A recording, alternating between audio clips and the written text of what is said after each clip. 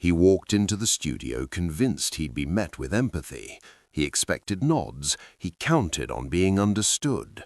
What he hadn't anticipated was June Baker. By the time he finally rose from his seat, one thing was obvious. This interview was never going to close with a polite smile and a handshake. The set looked peaceful, almost misleadingly so. Soft studio lights bathed the familiar circular table of the daytime talk show, The Forum.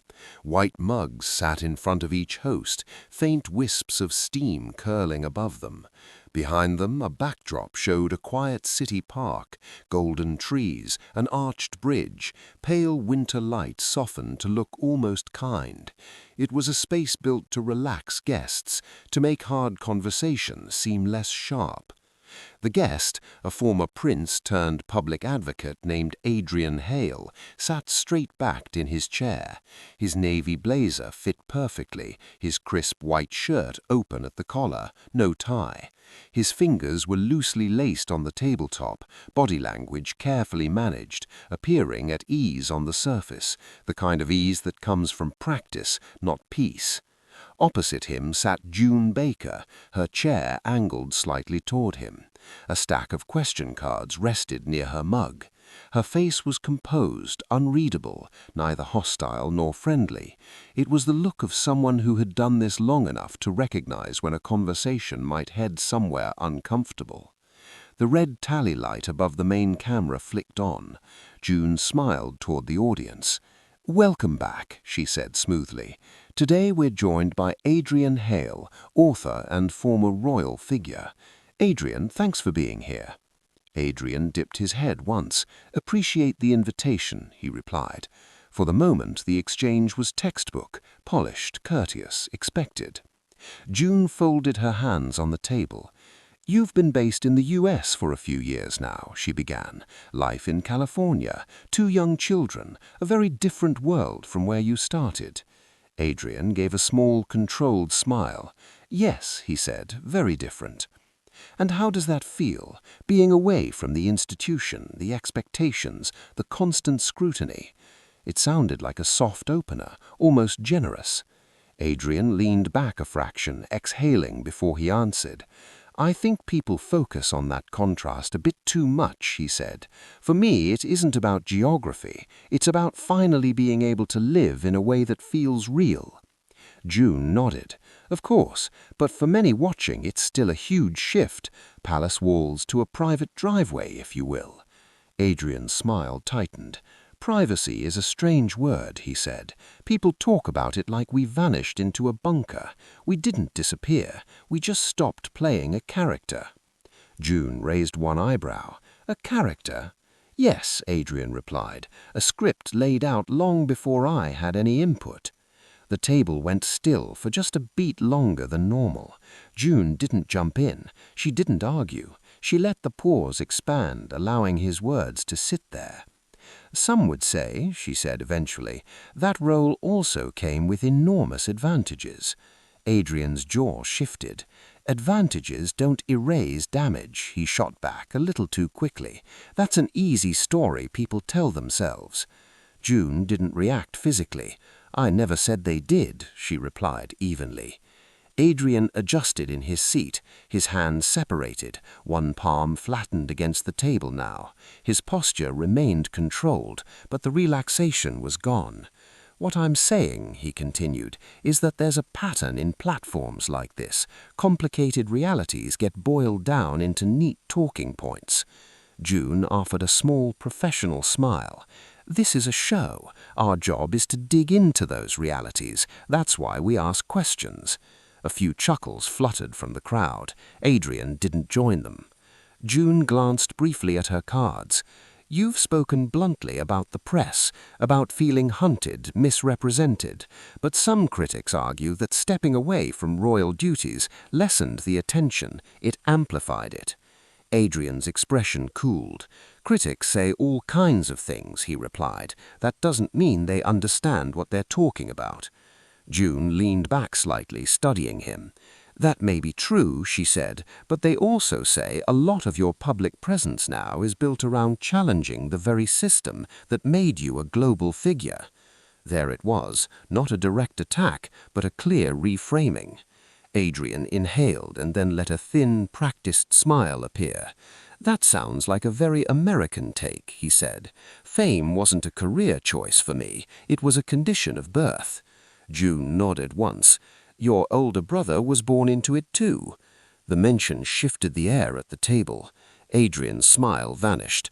"I didn't come here to draw comparisons with my sibling," he said, tone suddenly sharper. June tilted her head slightly.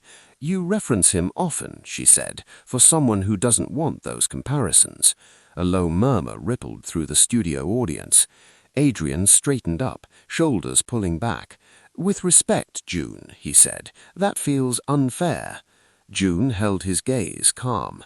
"Then help us understand," she said. "Spell it out." Adrian hesitated just long enough for the pause to register. "When one person is shielded by a system and another is left exposed to it," he said carefully, "drawing a contrast becomes inevitable." June's expression stayed neutral, but her tone cooled a degree. "Exposed," she repeated. "That's a strong choice of word." "It's the honest one," Adrian replied. The table didn't feel welcoming anymore. The warmth of the set had thinned. June lifted her mug, took a small sip, and set it down with deliberate care. "Adrian," she said evenly, "we're barely 10 minutes in."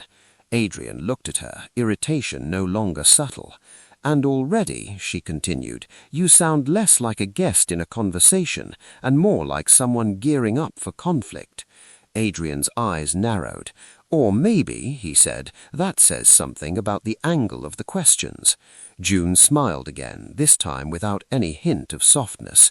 "Or," she replied, "it suggests you arrived here expecting everyone at this table to echo your view." The audience went quiet. Adrian leaned back and crossed his arms across his chest. The cordial opening was over, and everyone in the room knew it. The silence after June's comment didn't feel accidental. It felt chosen. Wanda Green, the show's moderator, shifted slightly in her seat, sensing the temperature change.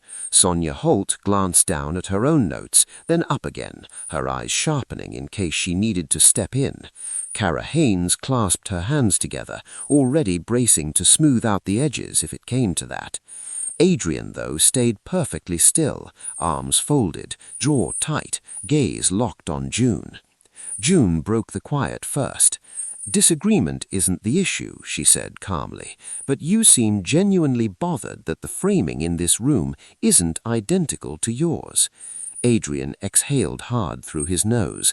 "What bothers me," he replied, "is being spoken to as if my life is a hypothetical case study instead of something I actually lived through." Sonia leaned in slightly. "When you come on a show like this, discussion is part of the arrangement." Adrian turned his head toward her, but his answer was still directed at June. "Discussion is fine. Interrogation disguised as curiosity isn't." June's eyebrow ticked up. "Interrogation," she repeated. "Yes," Adrian said, his voice sharpening. "There's a tone, a pattern. I recognize it." Cara jumped in quickly. "I think what June is trying to—" June lifted one hand without taking her eyes off Adrian. "It's okay," she said quietly. "I've got this." That simple statement shifted the mood again. Adrian uncrossed his arms, leaning slightly toward her. "What exactly is it you think you're handling?" June didn't blink. "The idea," she said, "that any question you find uncomfortable is automatically hostile." A few scattered murmurs rose from the audience. Adrian let out a short, humorless breath. "That's not what I said." June replied. "It's what you signal every time you bristle." Wanda cleared her throat. "All right," she said, trying to sound light but firm. "Adrian, let's all take a breath here. No one's on trial." Adrian nodded in her direction. "I appreciate that," he said. June did not nod. Wanda continued. "Adrian, viewers at home are trying to better grasp where you're coming from, not erase it." Adrian's voice dipped lower. "Then maybe," he said, "they should listen instead of pushing back on every sentence." June leaned into her chair. "Listening doesn't require agreement," she said. Adrian's eyes flashed. and challenging every point doesn't equal understanding. The tension thickened. No shouting, no chaos, just wait. Sonia spoke again carefully. "Can I ask something?" she said. "You've talked a lot about trauma, about feeling harmed by powerful structures, but many would say that public scrutiny isn't the same as a personal attack, that accountability is different." Adrian turned to her fully now, frustration clearly written across his face. "That's an easy line for people who've never lived inside that microscope." June jumped in immediately. "You're assuming none of us have faced intense scrutiny." Adrian looked back at her. "You're assuming your experiences equate to mine." A soft gasp ran through the audience. June didn't raise her voice or shift her posture, but any trace of a smile was gone. It'd feel like cross-examination. June answered before Wanda could. "Because you walked in with your guard up," she said. "And when you lead with defense, every question feels like an attack." Adrian leaned back, arms crossing again, tighter this time. "So now this is my fault," he said, voice cool. June nodded once. "You're contributing to it," she said. The words hovered like a verdict. Kara looked uncomfortable. Sonia kept her eyes fixed ahead. Wanda rubbed her temple briefly.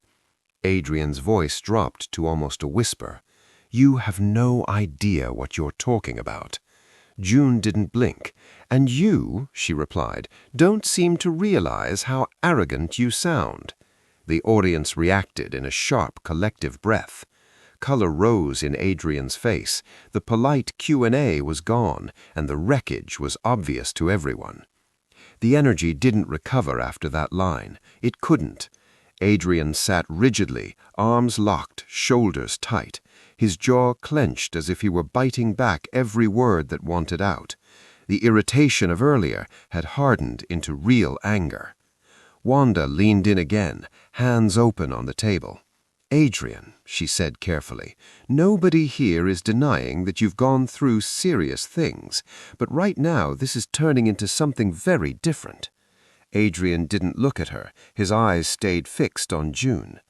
"You keep calling it arrogance," he said slowly, each word measured. "What you're really uncomfortable with is someone refusing to apologize for surviving." June tilted her head slightly. "No," she replied. "What I'm uncomfortable with is a guest who treats any pushback like betrayal." Sonia tried again, gently. "Adrian, is it okay if I—" "No," he cut in, turning his head sharply. "It isn't." The audience reacted audibly. Sonia blinked. "Excuse me." "I've answered enough questions," Adrian said, "and every single answer has been twisted into a new accusation." June settled back in her chair. "You're on a daytime panel show, not giving a prepared statement." Adrian let out a bitter scoff. "Some days it's hard to tell the difference."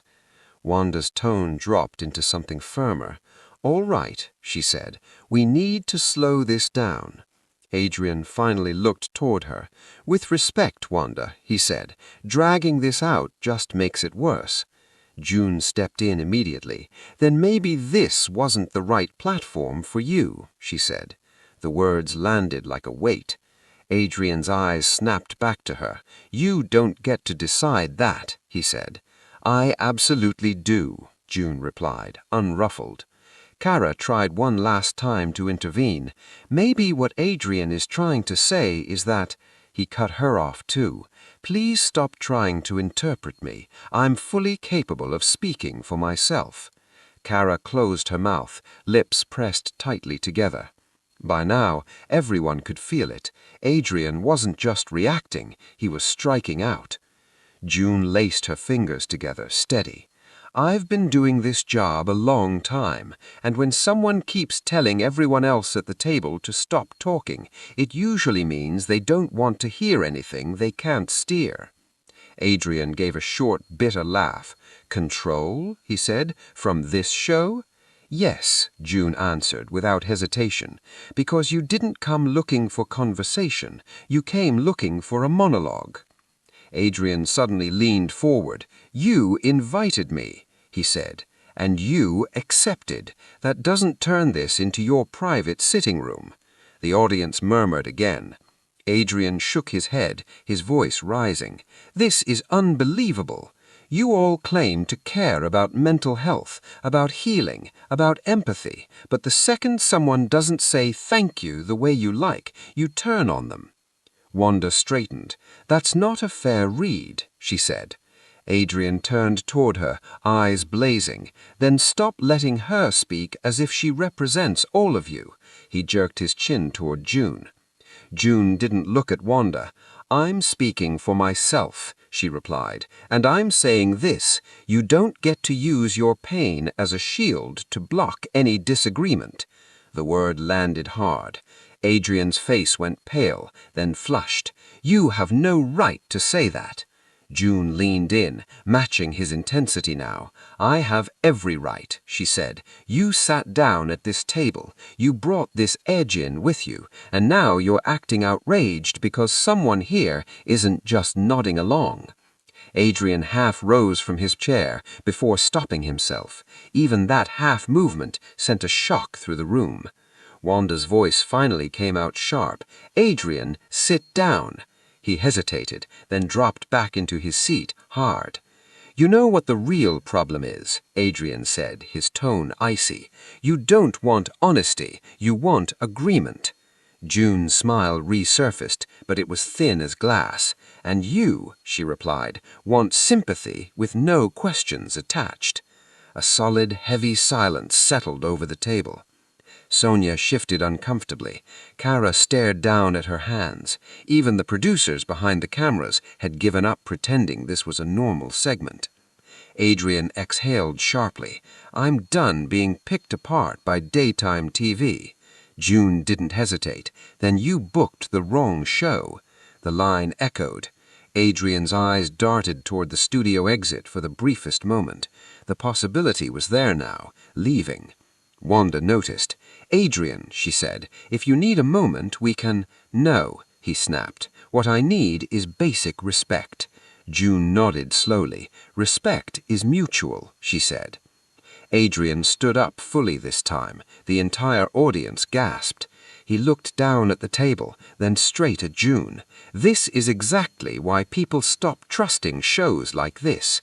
June stayed seated, spine straight, voice steady. "No," she said, "this is why people are exhausted by entitlement dressed up as wisdom." That sentence broke whatever restraint Adrian had left. His chair scraped loudly as he stepped back. "You know what?" he said, voice tight. "I'm not going to sit here and be scolded by someone who's built a career on sneering at people." June looked up at him without flinching. "And I'm not going to sit here and let you belittle everyone in this studio." Wanda rose part way from her seat. "Okay," she said, "this is getting out of control." Adrian grabbed his jacket from the back of his chair.